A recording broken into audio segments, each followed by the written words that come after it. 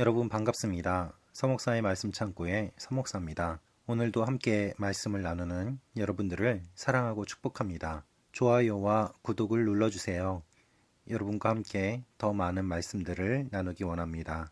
시편 148편 1절에서 14절 말씀입니다. 저부터 한 절씩 교독하겠습니다.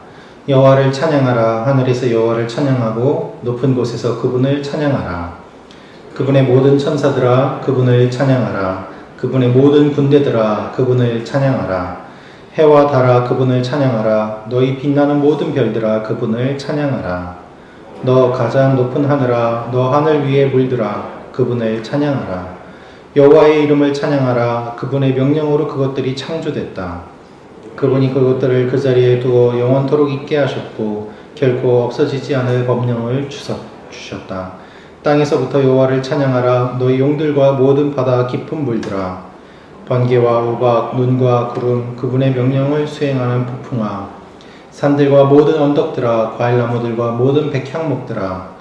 들짐승들과 모든 가축들, 기어다니는 것들과 날아다니는 새들아. 땅의 왕들과 모든 백성들, 땅의 모든 고관들과 재판관들아. 총각들과 처녀들, 노인들과 아이들아.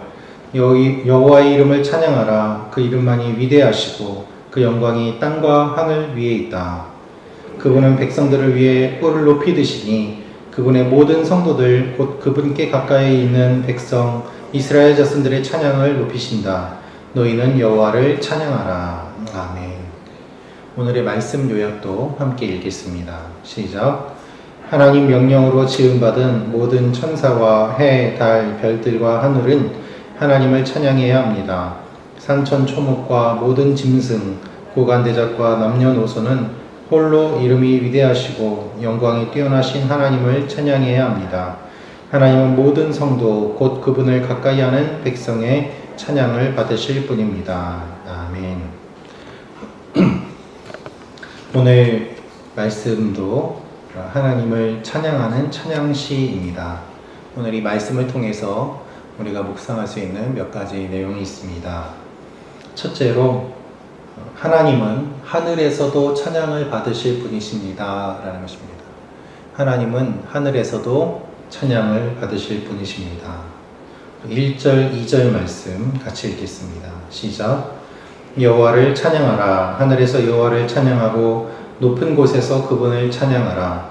그분의 모든 천사들아 그분을 찬양하라. 그분의 모든 군대들아 그분을 찬양하라. 아멘.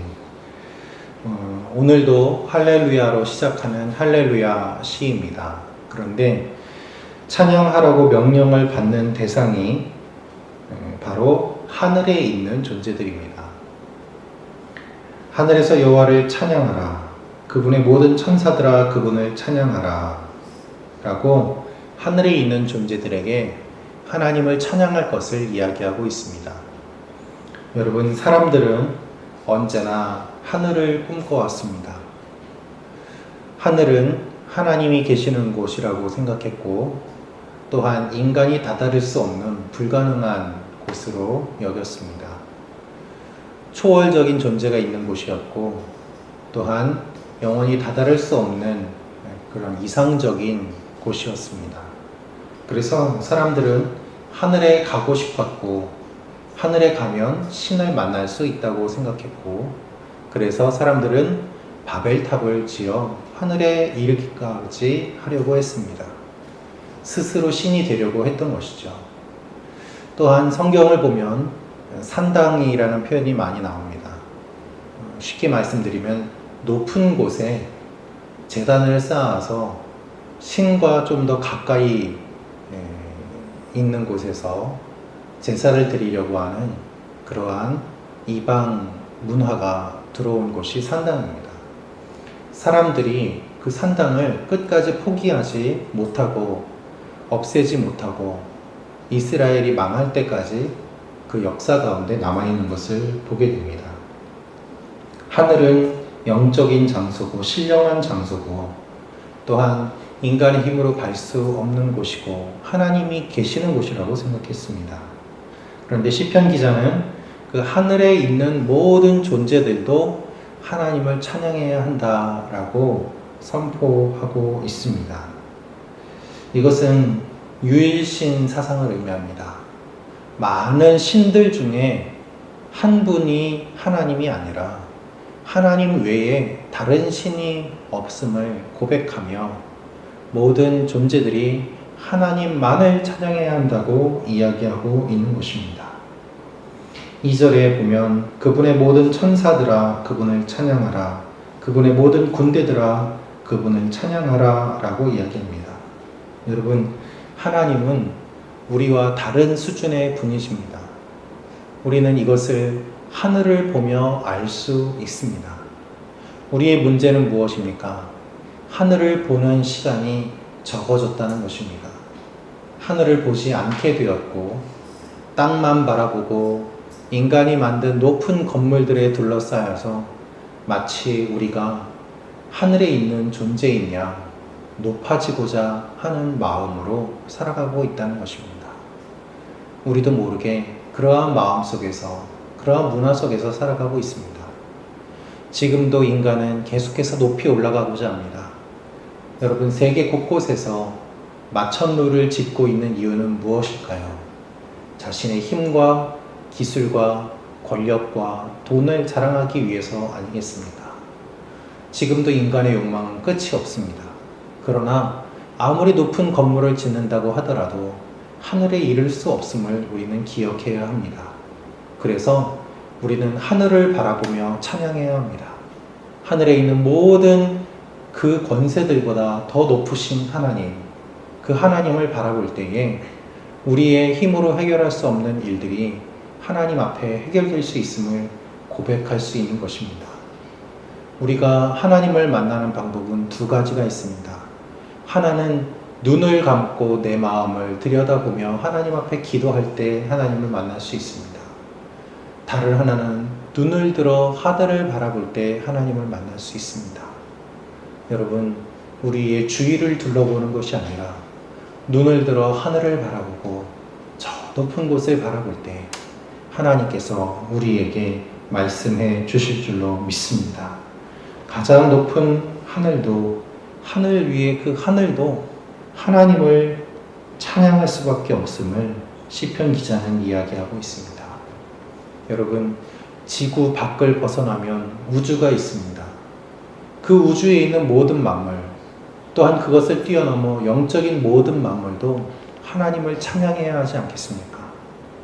우리만이 아니라 모든 피조물의 찬양을 받기에 합당하신 하나님, 그 하나님이 바로 우리 하나님임을 기억하십시오. 내 주위만 살펴보면 하나님을 매우 작은 분으로 오해할 때가 있습니다. 그러나 하나님은 그렇지 않습니다. 위대하신 분입니다. 그 높고 높은 하나님이 수많은 사람들 중에서도 나를 사랑하셔서 나에게 찾아오시고 말씀하시고 구원해 주셨습니다. 이 얼마나 놀라운 은혜입니까? 그 하나님의 높고 위대하심을 깊이 묵상할 때 우리가 하나님의 임재 가운데 들어가게 되고 하나님의 은혜를 경험하게 됩니다. 오늘 하루 하늘에 계신 하나님을 바라보며 찬양하심으로 하나님의 놀라운 임재를 경험하시는 여러분과 제가 되기를 축원합니다. 두 번째로 묵상할 수 있는 내용이 있습니다. 두 번째로 묵상할 수 있는 것은 하나님은 땅에서도 찬양받으실 분이십니다 라는 것입니다. 하나님은 땅에서도 찬양받으실 분이십니다. 우리 7절부터 9절까지 말씀 다시 읽겠습니다. 시작. 땅에서부터 여호와를 찬양하라. 너희 용들과 모든 바다 깊은 물들아. 번개와 우박, 눈과 구름, 그분의 명령을 수행하는 폭풍아. 산들과 모든 언덕들아. 과일나무들과 모든 백향목들아. 아멘. 시인은 땅의 존재들도 하나님을 찬양하라고 선포합니다. 7절에 너희 용들과 라는 표현이 있습니다. 용은 하나님을 대적하는 세력, 악한 세력을 상징합니다. 또한 모든 바다 깊은 물들아 라고 되어 있는데, 바다는 이스라엘 사람들에게 있어서 물이 많은 것이 바다였습니다. 그래서 물이 많아 그 속을 알 수 없는 깊은 어둠과 같은 존재가 바다였고, 그래서 요한계시록을 보면 바다에서 용이 나오는 것을 볼 수 있습니다. 마지막 새 하늘과 새 땅이 되면 바다가 없을 것이다 라는 표현도 있습니다. 그래서 성경에서 말하고 있는 이 바다는 인간을 괴롭히는 깊은 어둠의 존재를 의미합니다. 그래서 너희 용들과 모든 바다 깊은 물들아, 그 존재를 이야기하며 땅에 있는 모든 것들도 하나님을 찬양해야 된다라고 이야기하고 있는 것입니다. 여러분, 하나님은 대적들의 찬양도 받으시는 분이십니다. 모든 대적을 굴복시키고 하나님을 찬양하게 하는 것이 하나님의 궁극적인 뜻입니다. 우리는 가끔 오해합니다. 하나님과 사탄을 거의 비슷한 수준으로 생각할 때가 있어요. 하나님의 일을 사탄이 방해하기 때문에 마치 이 싸움이 하나님과 사탄의 싸움이라고 착각하는 것입니다. 그러나 여러분, 그렇지 않습니다. 사탄은 피조물에 불과하고 하나님을 대적할 능력이 없습니다. 할렐루야. 예수 그리스도의 이름 앞에 사탄은 굴복할 수밖에 없습니다. 감히 하나님을 대적할 수 없습니다. 그래서 애꿎은 우리 인간을 그렇게 괴롭혀서 하나님과 우리 사이를 멀게 만들려고 하는 것이죠. 공중 권세 잡은 세력이 마치 하나님처럼 강한 능력을 가지고 있다고 우리는 속습니다. 그러나 하나님은 위대하신 분입니다. 성경은 한 번도 사탄과 하나님을 동등되게 기록한 적이 없습니다.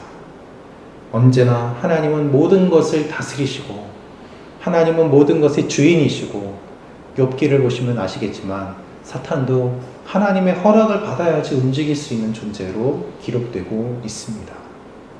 여러분, 땅이 하나님을 찬양한다는 것은 이 땅과 땅에 있는 모든 피조물들이 다 하나님을 찬양한다는 것을 의미합니다. 예수님이 재림하시면, 천국이 임하게 되면 어떤 일이 일어나게 될까요? 이사야 11장 6절에서 8절 말씀을 보면 늑대와 어린 양이 함께 살고 표범과 새끼 염소가 함께 눕고 송아지와 어린 사자가 함께 지내고 어린아이가 독사굴에 손을 집어넣으며 뛰어놀아도 물지 않는다고 표현하고 있습니다. 하나님이 처음에 창조하신 에덴 동산의 모습이 바로 그와 같은 모습이었습니다.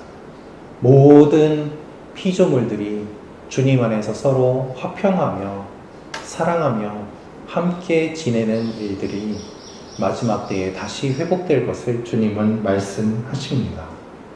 그날이 반드시 올 것을 이야기하시며 땅의 모든 피조물들이 하나님을 찬양할 것을 하나님은 선포하고 있습니다.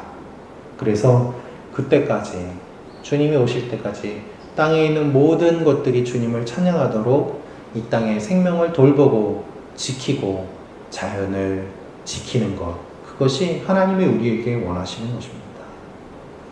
요즘 뉴스를 들어보면 많은 피조물들이 신음하며 한탄하는 것을 우리는 들을 수 있습니다.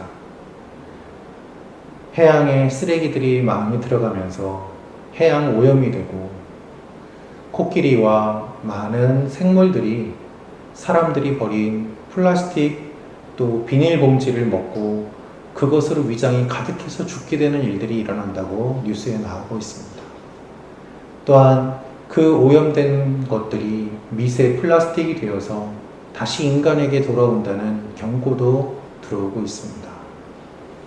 여러분, 이것이 단순히 자연을 보호해야 된다는 것이 아니라 하나님께서 창조하신 이 창조 세계가 지금 신음하고 있음을 기억하며 청지기로서 주님이 주신 사명을 감당해야 되는 의미로 우리는 환경을 지키고 돌봐야 되는 의미가 있는 것이죠. 이 땅의 모든 피조물들이 하나님을 찬양할 그 일들을 하나님이 고대하고 계시고, 또한 우리가 그 일들이 일어나길 위해서 이 땅의 모든 피조물과 생물들을 아끼고 돌보고 다스려야 될 이유가 있는 것입니다. 우리가 생명을 전하고 보존하는 것이 우리에게 주어진 사명입니다. 그리하여 창세기 1장 26절에 기록된 생육하고 번성하여 땅에 충만하고 땅을 정복하고 다스리고 그리고 하나님의 이 모든 세계를 지키도록 위임받은 그 사명이 먼저 구원받은 우리에게 계속해서 전해져서 우리는 복음을 전하고 사람을 살리고 생명을 전하고 이 세계를 보존하는 일들에 힘써야만 하는 것입니다. 그것이 주님이 우리에게 주신 사명입니다. 이 일들을 기억하며 이 땅에 있는 모든 피조물들이 하나님을 찬양하도록 함께 노력하고 기도하는 것이 필요합니다. 세 번째로 우리가 묵상할 수 있는 것은 하나님이 백성들을 위해 뿔을 드십니다 라는 것입니다. 하나님이 백성들을 위해 뿔을 드십니다. 14절 말씀 같이 읽겠습니다. 시작. 그분은 백성들을 위해 뿔을 높이 드시니 그분의 모든 성도들 곧 그분께 가까이 있는 백성 이스라엘 자손들의 찬양을 높이신다. 너희는 여호와를 찬양하라. 13절 14절은 148편의 이 시를 마무리하는 내용입니다. 13절은 이렇게 이야기합니다. 찬양해야 한다. 14절은 그 13절과 14절 사이에 왜냐하면 이라는 말이 원어에는 들어갑니다. 하나님을 찬양해야 된다. 왜냐하면 그분은 백성들을 위해 뿔을 높이 드시기 때문이다 라는 것입니다. 하나님의 이름만이 위대하고 하나님의 이름만이 찬양받기에 합당하신 분이신데 하나님은 어떤 분이신가? 백성들을 위해 뿔을 높이 드신다. 뿔을 높이 든다는 것은 힘을 더해 주신다는 의미가 있습니다. 하나님이 백성들에게 힘을 더해 주시고 백성들을 살려주시고 구원하시고 인도하시고 강하게 하시고 능력을 더하시고 또한 하나님의 백성들로 삼아 주신다는 것입니다. 이스라엘은 아무것도 없었습니다. 그런데 하나님께서 아브라함을 기억하시고 구원하시고 인도하시고 돌보아 주셔서 한 민족이 되게 하시고 나라가 되게 하시고 하나님의 백성으로 살아갈 수 있도록 해주셨습니다. 그래서 아무것도 없는 이스라엘이 구원받은 이 사건, 무조건적인 은혜로 선택받은 이 사건을 통해서 하나님이 우리도 아무것도 없지만 자격이 없지만 무조건적으로 구원해 주시고 또한 우리를 높여 주시고 하나님의 자녀 삼아 주시고 왕같은 제사장이요 거룩한 나라요 하나님의 소유된 백성으로 삼아 주신 이 사건을 기억하면서 하나님이 구원해 주신 그 구원의 일들을 생각하며 하나님을 찬양할 수밖에 없는 것입니다.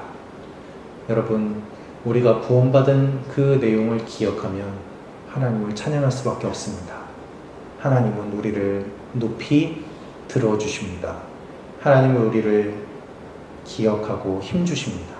오늘 하루 여러분 한 분 한 분에게 이와 같은 일들을 이루시는 놀라운 하나님임을 믿고 찬양하며 기도하며 나아가는 여러분과 제가 되기를 원합니다. 함께 기도하겠습니다.